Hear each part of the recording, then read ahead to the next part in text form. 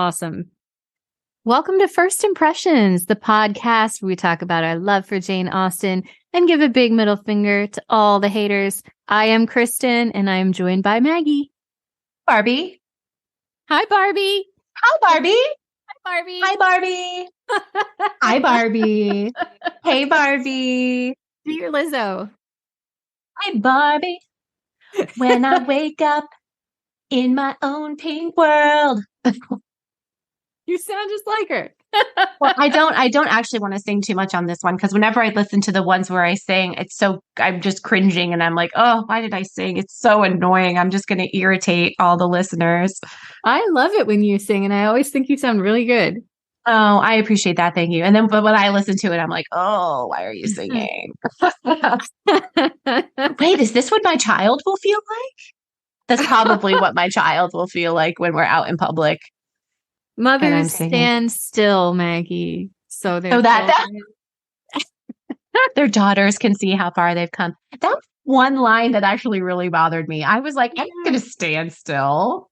We should probably introduce what we're doing. We're talking about Barbie. We're talking about the Barbie movie. And why are we talking about the Barbie movie on a Jane Austen podcast, Maggie? Wait, did you want me to really answer, or should I pretend like I don't know? No, yeah. Why? Why, Kristen? Why are we talking about You're the one who suggested we do this, so I thought you would want to explain the rationale. Well, the Barbie movie, which made $1 billion and is the biggest movie of 2023, explicitly included a Pride and Prejudice BBC miniseries reference. And I actually think if you look at it, there's a lot in here that Jane Austen would have loved about the Barbie movie. So I think it's worth talking about. Also, Kristen and I have our fingers on the pulse. So here we are 4 months later talking about a hot movie. Well, yes. Okay. First of all, it doesn't even just mention the miniseries. It incorporates several seconds worth of footage from the miniseries for depressed Barbie. When depressed Barbie, that's what she does. She watches it. That hit a little close to home, right? So we were joking. We were like, well, that makes it canon. And then I when I was watching it again, I was like, oh my God, I'm going to have to come up with some tenuous connection right to Jane Austen. And then when I watched it again in preparation for this, it just hit me over the head. I was just blown away because this is extremely relevant to what we do in Jane Austen fandom. Because this movie is about creators and their creations and how their creations take on a life of their own. Perhaps what the creator did not intend. Perhaps it's what we're all fighting about today. Is Barbie fascist, regressive, consumerist? I don't control the flow of commerce. Was she empowering? Is she all of those things? Is these things to different people? And how are we going to take this concept and process it? And Greta Gerwig is the writer and director, right, of this movie. She also did Little Women, which blew my mind and healed so many wounds and exorcised so many ghosts from my childhood connected with that book. And here she has come in and she has done something so interesting with using the idea of Barbie Land as a reverse of the real world, where, of course, females are the primary sex and males are the secondary sex. I think Gerwig has even described it as a reverse creation myth. Well, instead of making Adam first and then taking a rib bone and making Eve, Ken followed Barbie. And so this is a vehicle to get every man in the audience to empathize with the Kens, who are, of course, secondary in their society, and thereby not even you're slipping in their vegetables. They can empathize with women in the real world. That's the idea. What I found so smart about the way this movie is structured, and we'll talk about this as it relates to Pride and Prejudice, at least I will, is that we have a story of two characters growing and changing and even self-actualizing, a man and a woman, but that both sides could be seen as a woman's story, because Ken doesn't exist unless Barbie is looking at him, right? it's Barbie's gaze. And for a lot of women, I'm sure that's how they feel. And that is how society views us.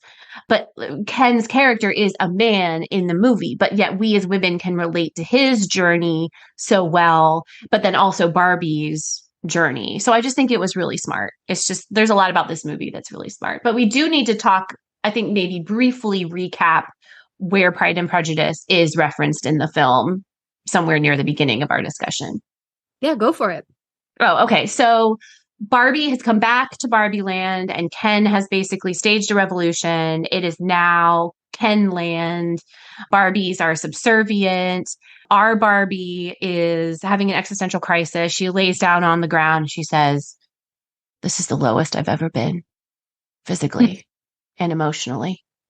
And then we cut to a montage of Depression Barbie, where it's things like, you scrolled on your phone for 7 hours looking at Instagram of your ex-fiance's engagement party while eating a full pint of ice cream and watching BBC's Pride and Prejudice.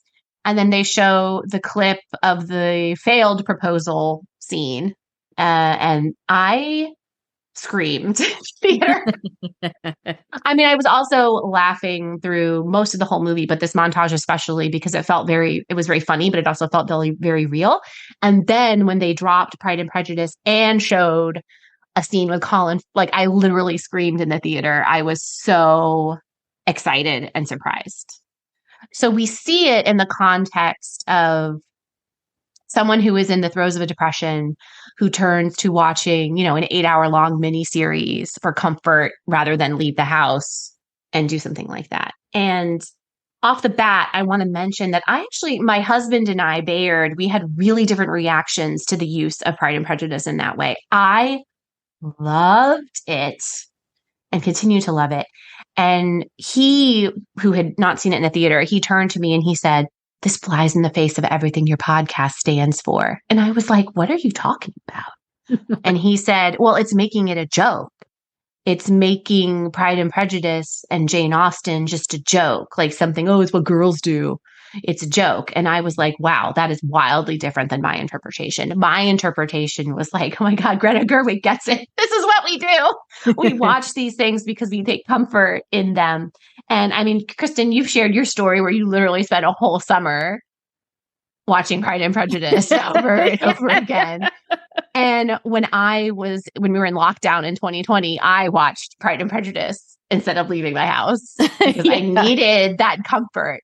And I just thought it was really interesting that we had diametrically opposed reactions to that reference. And I'm curious as to what you thought of it.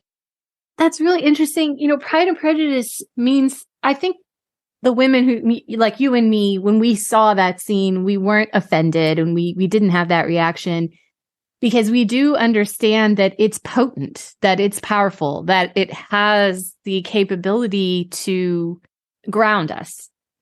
And it's not just eating melted ice cream. And maybe that's why we. No, I'm sorry. It's a half pound bag of Starburst candy. Yeah, that's right. The Starburst. Yeah. And so I didn't feel that way. And I just loved it. And I was actually spoiled by Twitter. So I knew there was a reference to the movie. And then I was mad about it. But after I saw the film, I was actually glad I had been spoiled because I was still so overjoyed and bowled over that they had included an actual clip from. Yes, I know. And it wasn't just like, if it had just been them saying that, then maybe it would have been like it's just a joke. But like actually including the clip was so great. Well, and had I not known that there would be anything there, I would have screamed in the theater. That was me because I was totally surprised. I avoided any spoilers. I flipped out. I did. That was so funny. I think, and including the image, I think was so important because I'm trying to think of a way to phrase this that isn't kind of making light of it. But the miniseries and I think it's because Greta Gerwig is of our generation. Do you know what I mean? Like we have a shared language with her. Yeah. 1995 Pride and Prejudice has become like a meme in itself, where when you say like, and then I just stayed home and watched like Pride and Prejudice, BBC Pride. Everybody knows what you're talking about. Yeah. Like, it's clear to us all, like, oh God, she's going through something. Like, she needed that.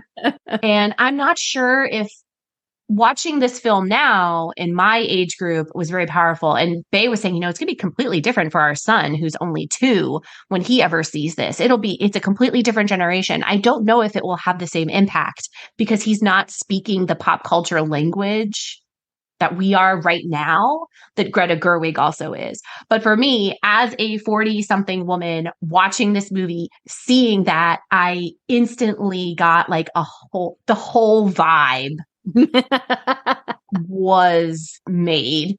And that's why it's like such a genius way of communicating that depression Barbie. Like, I get it. It was good. It was so good. Well, now I have a closer, warmer feeling for Greta Gerwig, like a more parasocial relationship with her, that she is like me, that she understands me because it's the 95 one that she included. Let me make this point. Like, I know she didn't use the 2005, which someone who was younger, I think, absolutely would have. Yes, absolutely. Yeah, it's our generation's Pride and Prejudice. Oh, it was my Pride and Prejudice. And but if this was really just about depression and it was really just about wanting to eat candy, I think the more logical choice would be to go with the 2005 version because it is more romance, sweeping romance, more schmaltz, more coming over the moors, more saying Mrs. Darcy a bunch of times. Yeah, but Greta Gerwig is 40. And so she remembers when she was, 12? 13. Yeah. Because I would have been 15 when it came out, watching that.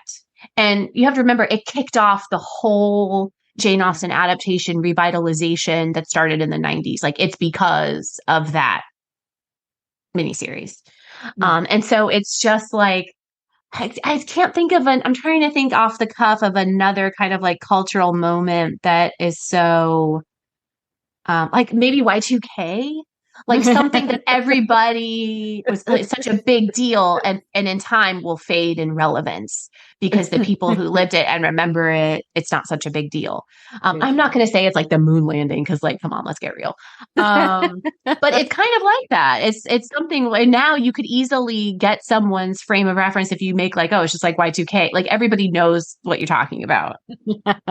Yeah. Oh, I just loved it. I loved it. And I was really sad that Bay thought it was a negative thing because that was just not, and that it was like against what our podcast stands for. And I absolutely disagree. Greta Gerwig totally gets it. She knows exactly what she's doing. She's genius. It means something in times of trouble. And that's why we turn to Austen anyway. So I understand where he's coming from, but I understood where she's coming from. So. Yeah, that movie was, as far as I'm concerned, that movie's a triumph because she basically tricked everyone into making an absurd philosophical film a blockbuster. And it's like the best hat trick I've ever seen. Like, first impressions of this movie, my expectations were so high, hearing so many brilliant things about it, that actually when I watched the movie for the first time, I felt that it was a little confused, that there were too many ideas and that I was having trouble following all of the threads that she was laying down and that things were getting tangled. And then there was a lot of flag planting on how nothing actually made that much sense. And there were just a few shining moments that stood through. Let me also say, I think I saw it the second weekend. There was some reason I couldn't see it the first weekend, which is one of the reasons I got spoiled. I think I did too. But I just purposely tried to stay off the internet. And I think there were a lot of women there on the second weekend who went to have fun. And they went with their husbands or their brothers or their fathers or whatever, their families, because they didn't know how much they would cry. Aww. And I feel like this movie got me at least 4 times. Mm-hmm. I am a sucker for the musical cue, the sad musical cue, but the journey that Gerwig constructs for Barbie, where she bounces off so many ideas in, feminist thought, and is very confused very fast, is our journey compressed down into, you know, our journey as women throughout our lives and as career women and whatever is compressed down into this very intense experience for Barbie, or stereotypical Barbie. And that brought several moments of truths out. And that was, it hit me harder than I thought it was going to. I think a lot of women in that theater were trying to hide that they were crying. I was trying to hide that I was crying, because this is a good movie. The second time I watched it, here's my ultimate point. The second time I watched it, I had appropriately lower expectations, because I remember being a little confused and annoyed at the first time that it wasn't as good as I thought it was going to be. And now I realize it's a masterpiece. Is now when I'm able to sit with all of those moments individually and to kind of pause it and to kind of write down what I'm understanding is happening, that was really powerful for me to be able to do. And I talked a lot about it with Kevin, you know, in the moment, which you can't do in the movie theater. But so I have a lot of notes. I don't know if there's another thing you want to make sure to bring up right now. Quality podcasting right there. No, I don't think so. I'm just happy to respond. I think, there was one. Yeah, this is great podcasting. There was one thing towards the end. A lot of people talk about the end monologue. I forget, what is the character's name? America Ferrera's. Her monologue, which I was seeing a lot of people reacting to online as being like a huge revelation and all these things. To me, it did feel a little flat the first time I saw it, just because, and I think it's because we talk and think a lot about, you know, being feminists and being women. And so I have just kind of internalized all of that. So to me, it was like, it's a very obvious truth, these sort of impossible standards and double standards that we are expected to live up to. And I was kind of like, well, yeah, duh. And also I felt the movie had made a lot of those points already in a subtextual way. I will say that on second and third viewings, because I've seen it 3 times, I enjoyed that part more, which is strange. I didn't think that I would feel that way.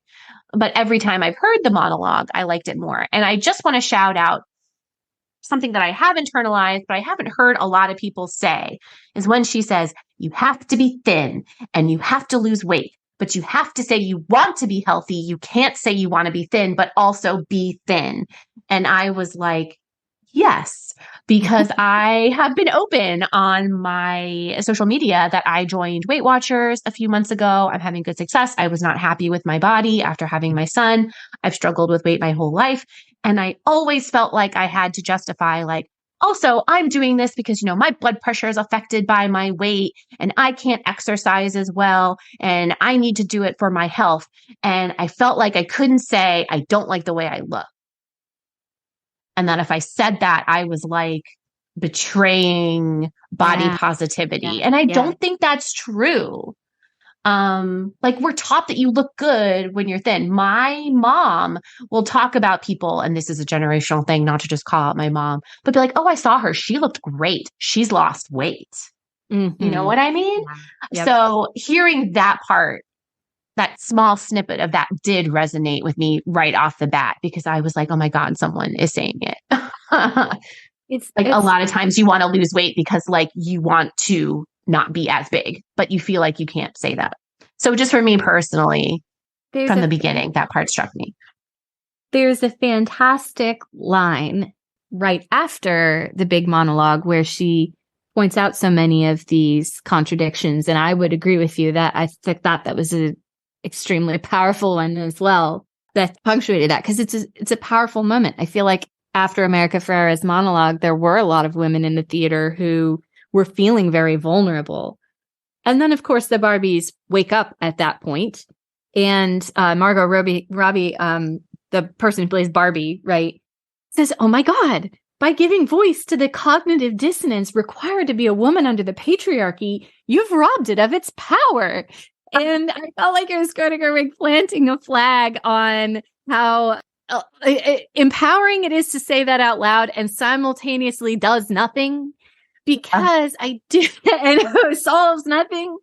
And she was kind of saying, like, I know this movie will solve nothing. And indeed, my mother's partner Jim came with us to the theater, and I had this grand idea that the story of the Kens would make him more empathetic towards women.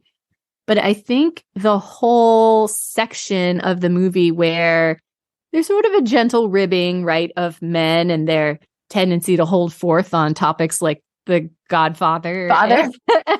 And I talked about this a lot with Kevin too, and I have some notes about it. But he left the theater feeling attacked.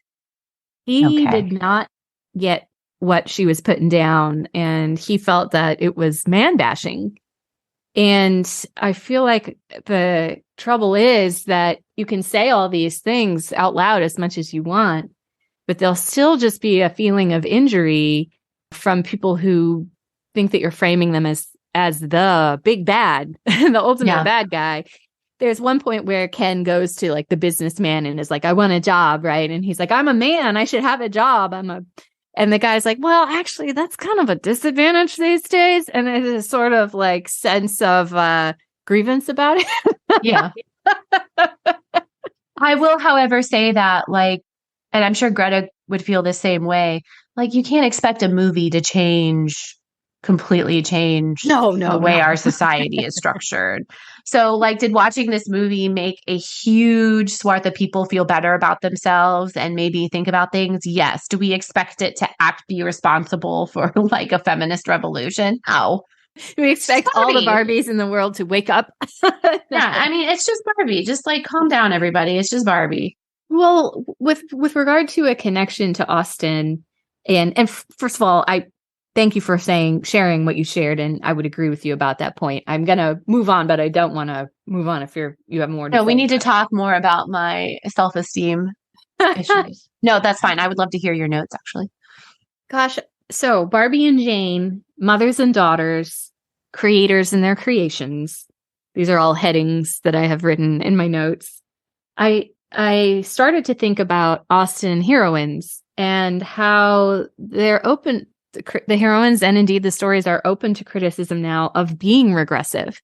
For a long time, Barbie, I feel like in my childhood, was a watchword for a regressive idea of how women's bodies should look, and thought of as horrible, like she's a Stepford wife. She's perfect in every way. She's got the perfect body dimension. She's making us feel bad about ourselves. So she's the toy. To me, I never thought of her as empowering. I only thought of her as disempowering. And when we look at Austen heroines, they're open to criticism of, every story, it ends in a marriage. You know, Fanny Price doesn't solve societal issues in England. She doesn't. In fact, she's complicit in the slave trade. In modern day, we can turn around and see how far we've come from Austen and see how she was limited. And I don't think that that's a bad thing. I've written here, like, could Austen have fixed the world and made all women powerful from reading her stories? No, these stories are revolutionary in our lives. Like Barbie was revolutionary for her time, but in ways that for some girls, I'm sure that was the first time they had like a representation of a woman with a career.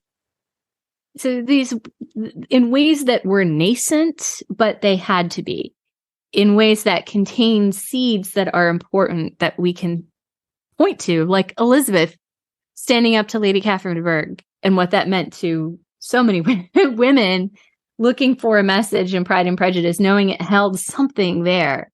Mm-hmm. And the other theme that I think is really important is about who has the power to bestow approval on someone else is a major theme of importance in this movie. So Ken is constantly seeking Barbie's approval. He lives for it. In a patriarchal world, women wind up having to constantly seek men's approval, which is part of what America Ferrera's monologue is about, because the men have the power. And bringing it back to Pride and Prejudice, Darcy thinks he's in a position to bestow approval on Elizabeth until she completely rejects that notion. He's I mean, going she to her explicitly says. He's in a position of very explicit power. He's like, okay, I'll marry you. I don't want to, but I'm going to do it. And to have that fully rejected and for Elizabeth to claim her power is what's so impactful about that scene. I don't know if Gerwig actually was drawing any parallel there, but I see a strong parallel once I started to think about who can bestow approval on who. That's why we're making fun of all the Kens unspooling about The Godfather, or mansplaining about Adobe Photoshop and the select tool. Oh, you're so sweet. You have to use you have to have the select tool highlighted on the correct layer. And just being able to hold forth at length. And women, this is a parody, right, of women on the dating scene who kind of have to, it's an accepted thing that you have to allow that ego to exist and to satisfy it. And that's your role. And that's what Gerwig is satirizing here. Can I tell you, though, that the part that I think I actually might have died and then been reborn like a phoenix is when Pear is playing the guitar and singing Matchbox 20 Push. Oh my God. I died in the theater because we all know that person, usually in college, but like we all knew that person. And this is, again, like she is 40 years old. Again, the choice of that song, it has so much that accompanies it, because I remember the song came out, everyone loved it. And then you start to get that, like, wait a minute, this song is not about a healthy relationship. Like, he's about pushing her. This song is abusive. This talks about abusive relationship. And then there was all this discourse. And again, I do not think it will have the same impact, maybe even in 10 years, on people who may be younger. But for me, it was just like, this movie was almost, I feel like, a woman of my age is almost like, it could be a great movie on its own, but because Greta Gerwig is like speaking in almost like in a code that has like when people would paint on top of paintings, and if you do the UV light, you can see it underneath. So it feels like watching this movie as like a 40-something woman. There's just like layers that make it even more funny because of the choices she made.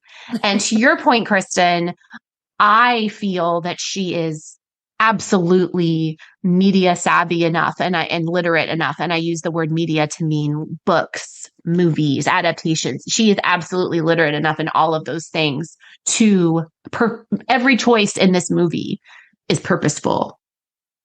Yeah.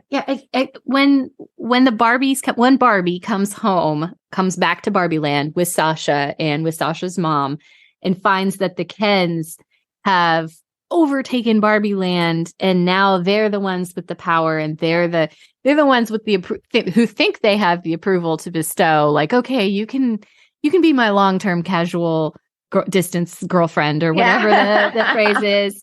And they've all made all of the homes Mojo Dojo Casa houses. You don't have to say dojo or casa. Austen and Gerwig then do the same thing, because in laughing at these guys who have become bullies, laughing at them with their Godfather mansplaining, Kevin turned to me and he said, doesn't Austen make fun of men in her novels who have absolutely nothing going for them other than that they are men, but they still control everything? They still are the ones with the approval to bestow, like Mr. Collins. Yes, that's the perfect going for reference. him, but he has the societal power and he has his monetary power, so he's the one with approval to bestow.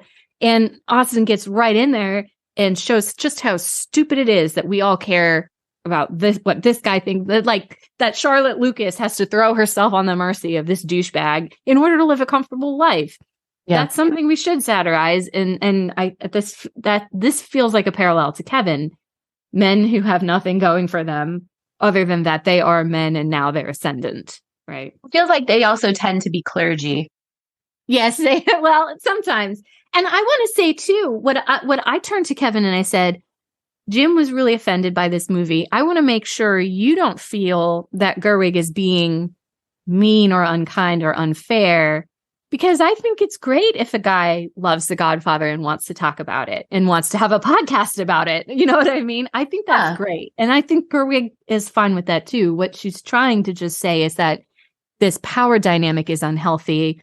And rather than going for equality, the Kens have just flipped this unfairness 100% the other way. You know what I mean? And I think that also, like, choosing The Godfather, again, so smart. That is an older movie. It is not so much in the cultural conversation anymore. It would have rung really false if it had been something which used to be. I think that 30 years ago, that scene, it would not have been The Godfather. It would have been Star Wars. But Star Wars, despite some toxic aspects of the fandom, is not like just for dudes anymore. Right. You know what I mean? Yeah. Like if you had used something like Star Wars or the Marvel movies, it would have felt false because it's like, wait a minute, I love Star Wars. I love Star Trek. I watch those things. But to do something like The Godfather, which is not really something that I think has huge following anyway right now, I thought that was really smart. And the president comes in and says, "The Godfather," like even says it wrong, so he'll immediately correct her. It was so cute. It was so funny. And I want to say something else too, because what I saw in this movie, another element that she added was a lot of heart. There is a line where Barbie says to America Ferrera, Ken has done all this bad stuff to Barbie Land. But Barbie says, it still doesn't mean that I want to hurt him. And she's worried about Ken's personal feelings at this point because she's going after everything he's, flipped and accomplished. And I thought that was a signifier of sort of the personal cost when we come up against the patriarchy and there's friction there. We still have our personal relationships and everybody deserves to be treated with dignity and fairness. Even men who may be having trouble facing the fact that they have this power and they need to cede some of it and feel attacked when they're asked to cede some of it. You know what I mean? Yeah. That felt very real. The fact that she cares about him as a person, even if she doesn't feel romantic love for him, is a core part of where this movie ends up to me. And I think all of but it's weird because, again, like it's opposite worlds. So at the end, the Barbies also all definitely recognizing that things cannot go back to the way they were. That was not healthy either.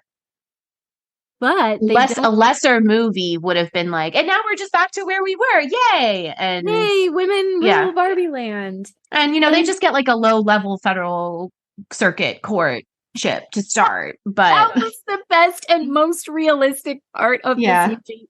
We're supposed to be working to this wonderful land with equality of the Kens. And of course, it never works like that. We'll maybe give you a little concession. Maybe I can do a lower court. The Barbies didn't want to cede their power. The Barbies didn't want to have equality on their Supreme Court.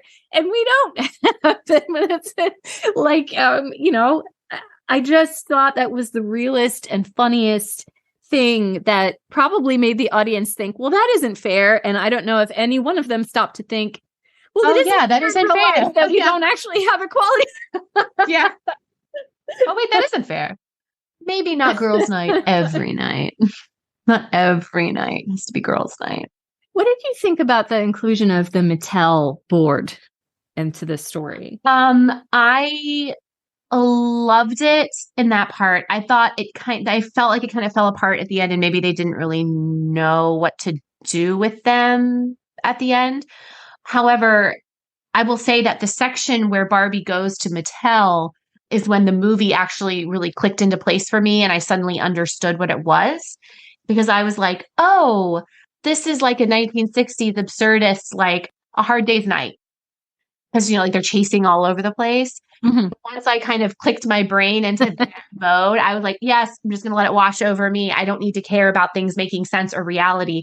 And I'll also say, I mean, this is probably a very obvious thing to say, considering the beginning of the movie is a shot-for-shot homage to 2001: A Space Odyssey. Everything set in Mattel is extremely Kubrickian. The way it is framed, the way it is shot, even the way things look It's like Mattel as corporate world exists in a like Stanley Kubrick, almost like horror feel. If you've seen The Shining, oh God, what's the one that's like really, really awful where it's set in the like dystopian future? Clockwork Orange. It all has like a very vibe of a Clockwork Orange, the way things look in Mattel and when they're chasing her. And so that was also very obvious to me. And like, I understood at that point I knew what the movie was doing and I was into it. Before then, I wasn't really settled. I was like, what is this? But then when I understood that it was just like absurdist and philosophy, I got it. I'm glad to hear it. Thank you for framing it that way, because the Mattel thing, as soon as they go to Mattel, that's when it started to fall apart for me. And I didn't have the film vocabulary to be able to name what they were doing in the Mattel building, because Barbie and Ken are supposed to be in the real world at this point, and the Mattel headquarters was not the real world. It's not. It's a hyper reality. Everything about the Mattel headquarters to me is also like creepy. And until she finds Ruth. Her ghost haunts an office on the 17th floor. Until she finds Ruth, it's all very menacing. But actually, it's weird that that's where it fell apart, because for me, that's where everything started clicking. And I understood the type of movie we were in, where nothing has to make sense. And it's not going to make sense. And it's not the real world. Nothing about this is the real world. We call it the real world, just like we call it Barbie Land, but neither one of those places are our reality. Except they are when America Ferrera gets up and starts to describe the reality for women.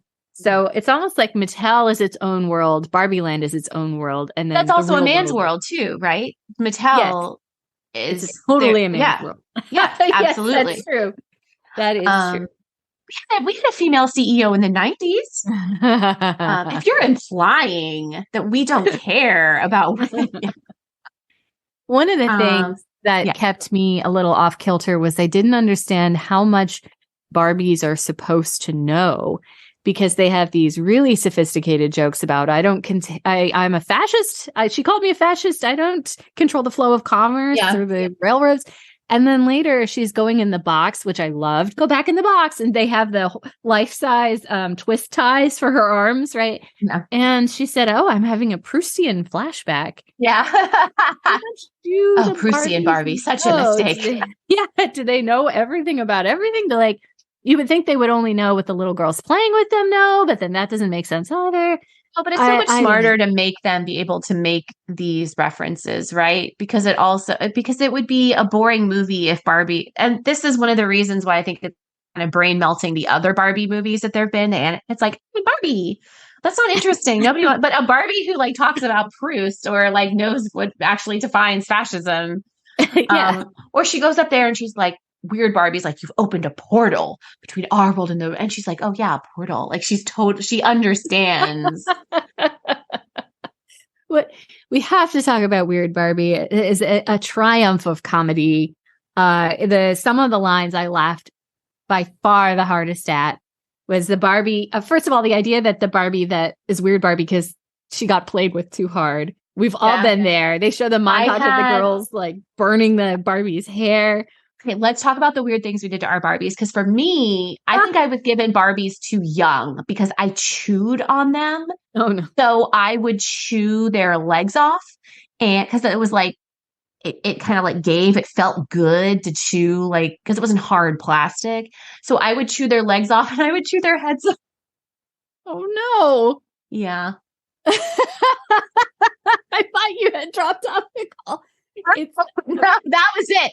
That was the weirdest thing I did. And then as I got older, I did not do that anymore. And I would do the clothes and stuff. I did never cut their hair because I knew there was no coming back. No coming back from that.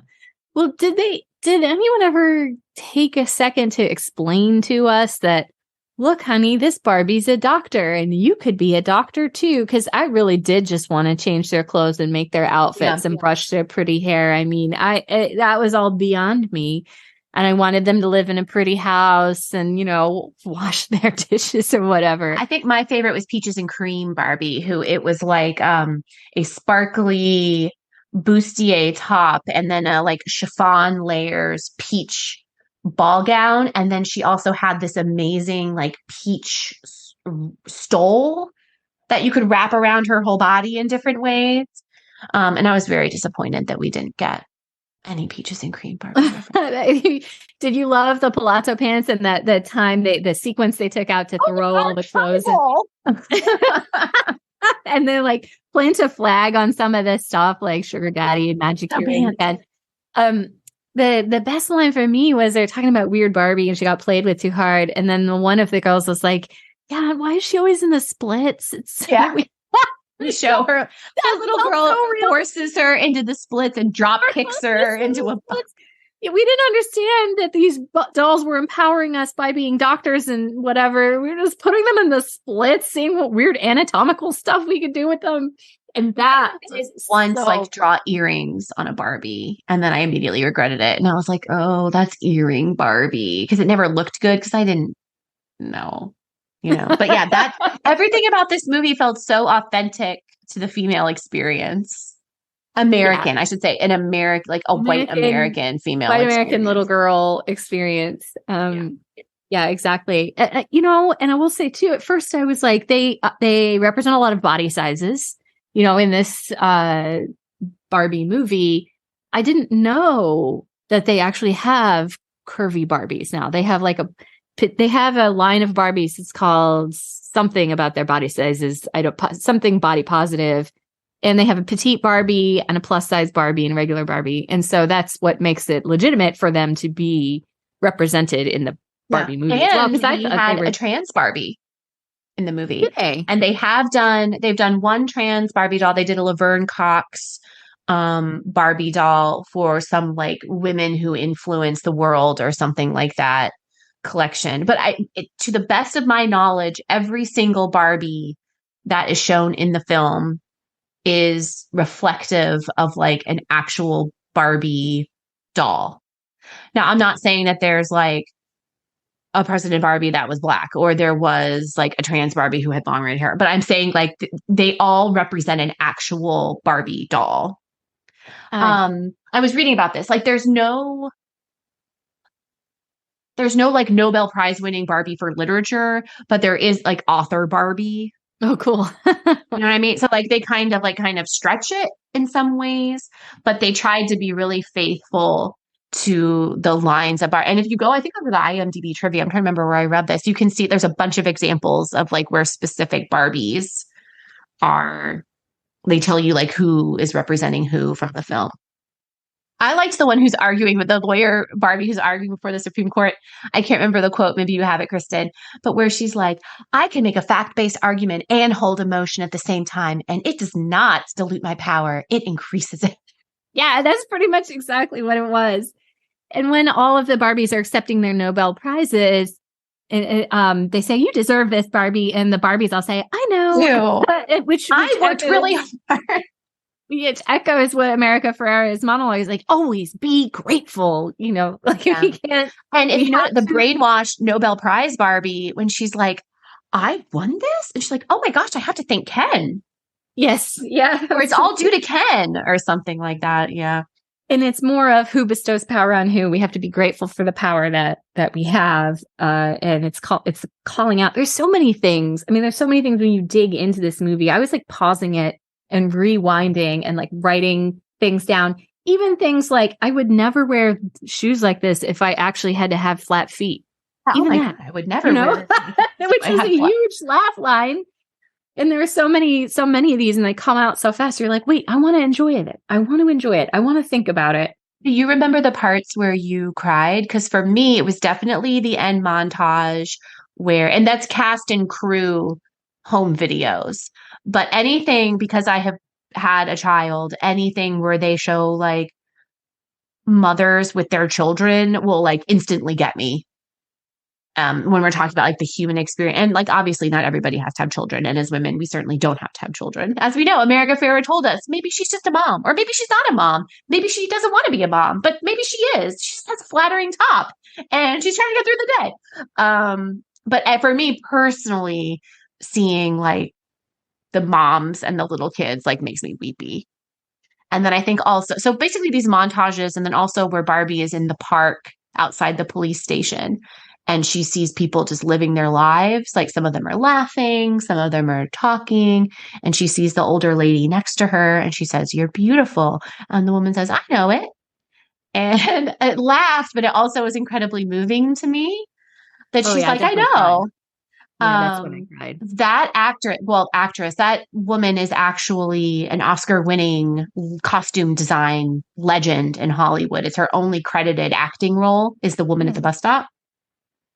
But basically, I loved this movie because it never went where I expected. I was always surprised. I thought Barbie would say, "You're beautiful," and she would be, "Oh, thank you." But she's like, "I know," and it was so perfect. And like as I've gotten older in the last 6 months, I've developed these dark circles under my eyes. And every time I look at the mirror, I like don't recognize my face anymore. And I'm trying to remember to see the beauty in aging. And I'm like getting emotional talking about it. But even having that old lady just be like, "I know it," was so powerful. And again, it's about who bestows approval on who. She didn't need beautiful Barbie to tell her she was beautiful as a revelation. Yeah. And then Margot Robbie smiles because she thinks it's great too. And I'm just like, oh my God, she is so stunningly beautiful. Yeah. I don't know if this made me cry exactly, but the message of there's such a message of acceptance at the end for yourself as a person. So after we rail against the patriarchy and we acknowledge it, where do we go from there? And that's when Gerwig turns to, "We were only fighting because we didn't know who we were." That's a line. "We were only fighting because we didn't know who we were." When Kens come back and they react so violently to the Barbies and destroy the entire Barbie world and make it Ken world, that's the intensity of that reaction is because they have been, right, secondary. And I felt like that was kind of an analog to sort of like early feminist thought being like bra burning, really angry is like Ken's like we hate men, like what the men hating feminists. Haters. Yeah. Ken's ascendancy is so vicious because he has to push hard through that barrier. But what that is, like hatred in that scenario is really love or really wanting to be cool like you or really wanting to be on the same level as you. And so then that carries through with a message of acceptance. Like Ken realizes he is Kenough. Yeah. Did you buy Kevin one of those sweatshirts for Christmas? I am Kenough. You should buy him that sweatshirt for Christmas. And then when I cried too is when stereotypical Barbie feels that she's not beautiful anymore because she has caused problems because Sasha has told her she's consumerist and she's making people feel bad about their bodies. And that's when America Ferrera says, you know, being ordinary is okay. What about ordinary Barbie? She has a flattering top and she just wants to get through the day. And then so Barbie has to figure out who she is. Who am I now? Where am I going now? And Ruth says to her, well, ideas live forever. You have no ending. But Barbie wants more than that. She says, I want to be a part of the people that make meaning, not the thing that gets made. I want to do the imagining. I don't want to be the idea that lives forever. And that I wrote here, OMFG, that is some Austen philosophy. Yeah. Within the molds, Austen is writing characters. She's doing the imagining, right? She's been fed all this Gothic literature and all these molds of sort of many female characters who are helpless and who are like Emily in Udolpho or wherever. And she is doing the imagining. Austen is doing the imagining and is imagining female characters that have some agency and that exercise it. That reject a man not for some noble reason, but because he's an asshole. That, try to engineer their social circle like Emma or whatever. Women who have agency. She and Austen herself wanted to be a fully realized creator rather than someone who had to create from the dark and publish by a lady. And yeah. I think we can all assume that she wanted that control. She wanted to be the person who made meaning, and she was, but she wasn't even allowed to be. You know what I mean?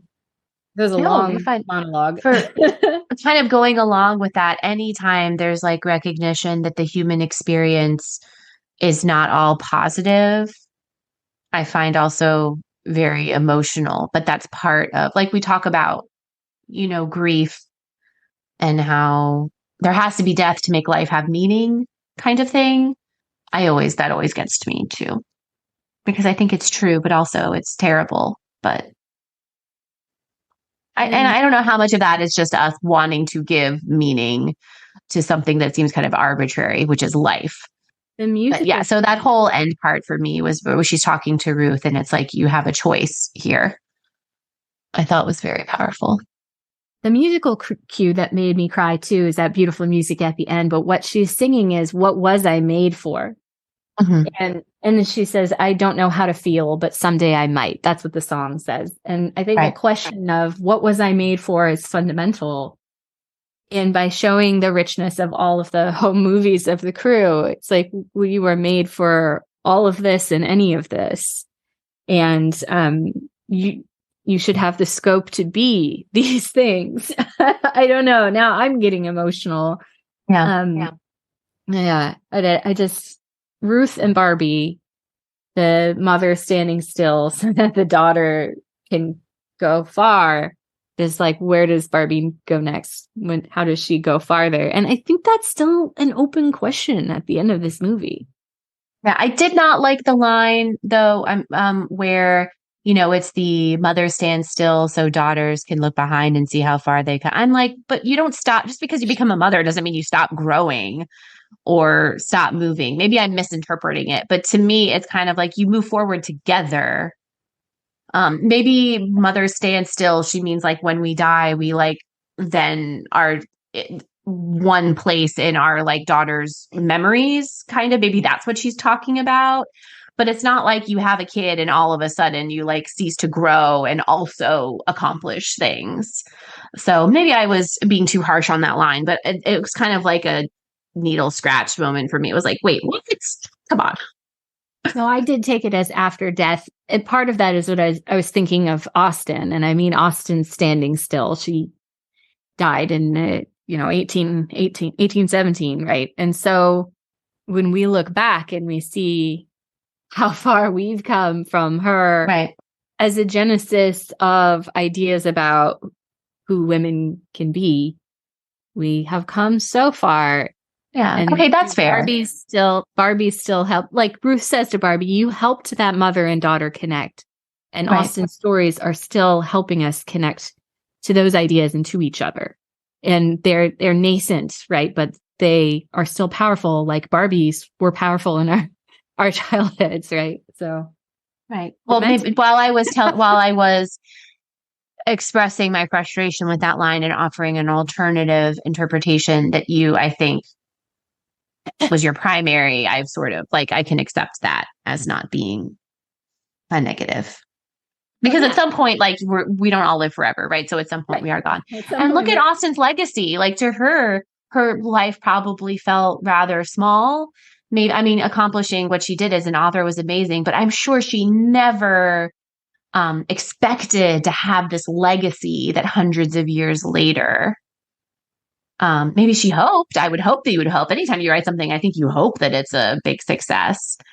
But she certainly probably didn't envision like women like us sitting around talking about her novels, 220 years later. No, and I feel this is just my opinion, but I think a lot of people have said Austen would have really liked to have the kind of love story that ended in her having the social capital of being a wife of someone in her social class. That she never had that power. And now the world is in a place where you don't have to get married to be powerful. And that's not the world that she lived in. And just to bring it back to the movie, though, like talking about that social capital once we're married. And the first thing, of course, I always think of is the Pride and Prejudice miniseries with Lydia saying, "No, Jane, I go first now. I am a married woman. You must go lower." And that is power that is given to a woman because of a relationship and bond with a man. It's nothing that's because her, but it's like, you're married now, you have a man with you, therefore you have more power. But it doesn't have anything to do with her. It's only because of this relationship to a man. Right. Well, those are So all. basically, the world is bullshit, and Barbie knows it.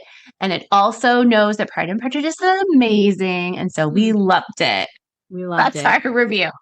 Yes, 2 enthusiastic thumbs up, find family fun. Loved it. Loved it and laughed so hard. Left the theater laughing and smiling from ear to ear. I really did. I laughed. I clapped while I laughed. I was so delighted. Like with the Matchbox 20 song, I was clapping in glee. I was so just delighted. It was so funny. And then when they pan out and they're all doing it, it just kept getting better. And yeah, screaming when they showed Pride and Prejudice, like that, I could not believe it. I was completely unspoiled, was not expecting it. I left this movie on such a high. I felt so incredible after watching it. It's like truly one of those, I laughed, I cried, I thought about things, I reframed the way I saw some things. And I just really, the more I talk about it and think about it and see it, the more I just really appreciate what a genius Greta Gerwig is. Absolutely. And I mean, there was this tear-soaked theater with Barbie wanting to be more than an idea and sort of asking, what was I made for? And all these fundamental questions that are very weighty. And then she becomes a human and you're on that emotional high. What did you think of the ending? Because they did not like it. I'm going to see my gynecologist. She's so excited. She gives them her name and her birthday. She's like, she's to see my gynecologist. And I laughed so hard. I was laughing and smiling all the way out of the theater. It was just such a good stinger. I mean, it was supposed to be funny because there's this whole through line of her not having genitals. I don't have genitals. Or like Kate McKinnon is saying, I'd like to see what kind of flesh-colored blob he's packing under this. They did not like it, but I think that's because as a man, the word like gynecologist is like, do you know what I mean? Oh, it's really? like, ugh. And so it left him with this kind of like bad taste in his mouth, having to think about someone having like a pap smear. And as a woman who has experienced that since I was 15, the idea that she's like super excited about it is so funny. It is so funny. Yeah, we take some things for granted. It's true. Yeah. But what more perfect way to like highlight the actual human female experience than like someone being excited about something that is usually so like intrusive and awful and annoying and just like bleh. Than her being like, yay. I just thought it was so funny. It was so in line with the rest of the humor in the movie, I thought. Yeah, it was great. She's very funny. Yeah, I'm glad you liked it too. Yeah, I'm glad. I'm just grateful for it and grateful for the opportunity to rewatch and think about some of these things in a little more depth. So should we watch this movie next time we get together? That would be fun. Oh, that would be so fun. Yeah, we should do that. Okay, let's do it. Let's do it. Well, is there anything else we need to cover? I don't think so. I don't think we've had any mail come in. Our mail service has kind of dried up lately, listeners. No, it's good. I don't have time. I love hearing from people, but I'm not always good about writing back anymore because I am tired. I'm so tired. And it's even gotten to the point where it's hard for us to do these things that I still want this in my life and it's still really rewarding, but having like a public persona or having like relationships with others is becoming really challenging for me because I can barely even keep myself going. You know what I mean? Well, you don't need to edit this one. Just leave all my like in. It's fine. It'll give people a peek behind the curtain. It was only an hour long. This is not a long podcast, so there's not a lot of editing that needs to be done here, Kristen. And I mean, listen, we're just trying to get through the day. Maybe we're a mom. Maybe we're not a mom. That's fine. We just want to have a flattering top. And we just want to get through the day. My favorite part of the day is when I get in my pajamas and I get into bed and I can like play Candy Crush and read my book. Like that's literally my favorite part of the day. Me too. I said that to my dad once and he was like, that's so sad. And I was like, what the fuck? What do you mean? That's living the dream. Yeah. Yeah. Isn't everybody tired all the time? I know. And my kid sleeps great. It has nothing to do with him like being up 3 times in the middle of like it has nothing to do with that. He sleeps like 10, 11 hours a night. It's just like the day there's so much that needs to be done. Everybody's tired. Everybody's There's tired. 2 wars. Everybody's tired. Not to make it about me or about anybody who's not, dealing with that, but I try to be an engaged citizen and a person who is politically active, and that's important to me. But even opening up any social media app, the things that you see, I want to care, like I want to feel, I want to give the people who are suffering that, I don't know, participation or feel that injustice is happening, and I don't have the capacity. And no, I'm exactly the same way. It's like, well, the children being bombed in Gaza can't turn off their news, Kristen. And I'm like, you know what? Yes, but also like I can't function as a human being if I allow myself to if I read all of this and then spiral and have a panic attack. So, right. Well, I don't know. Maybe I should edit it out. I don't even know. I mean, and that's the thing. It's like you keep going down this road and you keep asking yourself, like, I've done the things, I've used my voice, and it's like, but shouldn't I be down outside the State House?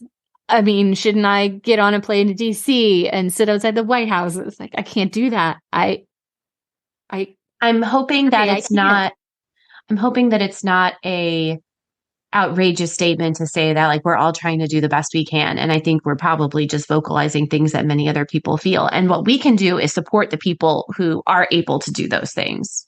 And that's what I try to do. Yeah. Like back in 2020 with Black Lives Matter, I really wanted to go protest, but it was a pandemic and I had just had I had a newborn baby and I could not go and risk getting sick and bringing something home to my baby. So I was not able to do that, but I supported causes in other ways that I could. And we're all just trying to do the best we can.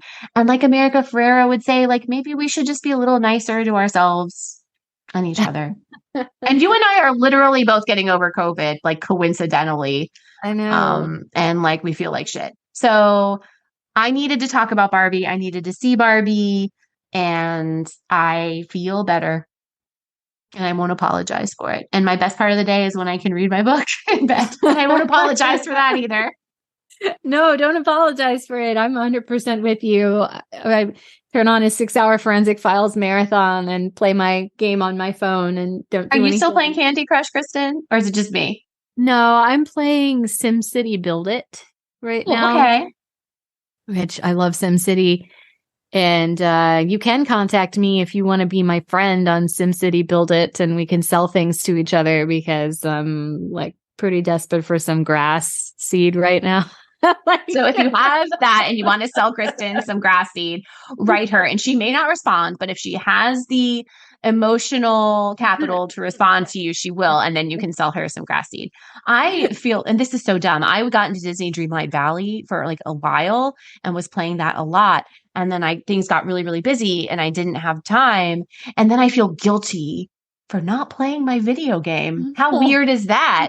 That's like, oh, but the characters are just sitting there missing me. And it's like, no, they're not real. It's like how I felt after Animal Crossing when I stopped playing it. I'm like, oh, I should really get back into that. I should be a quitter. I was horrified when I read a story about people logging into Neopets after, 20 years and their like pets are still there. And the message is that they're starving and then like crying. That's really disturbing. Like we need that to make us feel even worse about ourselves. So to listeners, thank you for joining us. After this like great empowering talk about self-actualization, now we both feel like crap. Well, thank you for doing this. I'm so glad we were able to do this and great conversation. And I think we can sign off. And I can let you get So- back to your book and your Candy Crush. That's right. I'm reading Sarah J. Maas's Throne of Glass series right now. It's going really well. I bought the 8-book bundle from Kindle. Nice. Yes. I just downloaded all of the Proust novels, and I'm Oh my God. just Are you serious? aspirational. Good luck. Yeah, I'm going to do my best. Yeah. Good luck. I will not be joining you on that podcast. But I'm happy to listen to you talk about it if you want to. Alrighty. All right. What do we say, Kristen? We have delighted you long enough. Bye, Barbie. Bye. Bye, Barbie.